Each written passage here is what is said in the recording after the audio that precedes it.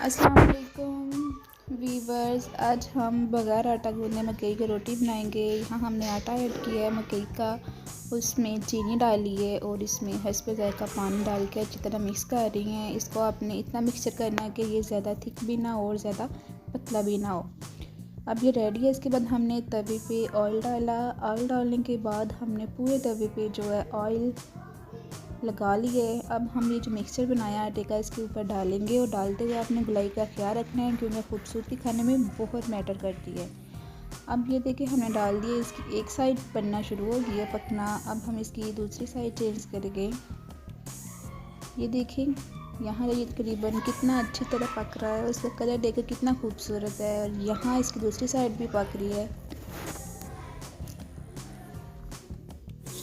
अब ये तकरीबन बन चुका है, पक चुका है। अब इसे नीचे उतार लिए। अब हम इसके साथ चाय बनाएंगे। चाय तकरीबन हमारी तैयार है।